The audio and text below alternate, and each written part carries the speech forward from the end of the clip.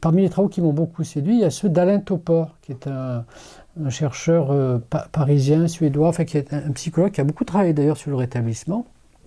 Et Topor a interviewé beaucoup de personnes qui s'en sont plutôt bien sorties.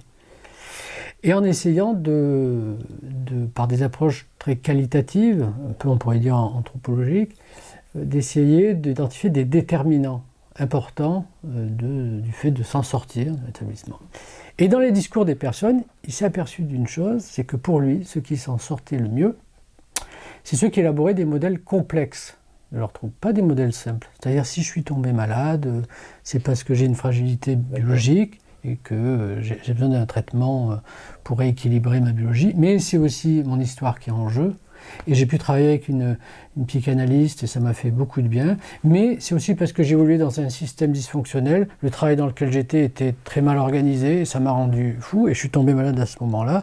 Mais c'est aussi parce que j'avais donné une direction à mon existence qui n'était pas la bonne et la maladie est venue me rappeler que je m'étais éloigné de mes valeurs. Et Topor dit en fait, ceux qui s'en sortent le mieux, c'est ceux qui élaborent des modèles complexes de leurs troubles. Et même si je pense que c'est un peu caricatural, il dit en gros, ces modèles se déclinent sur 4 axes. Biologique, diachronique, historique, psychanalytique, systémique et existentiel. Voilà. Tout ça pour dire que c'est des travaux qui m'ont beaucoup touché parce qu'ils invitent à finalement une grande prudence quant à la totalisation de ce qui se passe pour un sujet dans un modèle.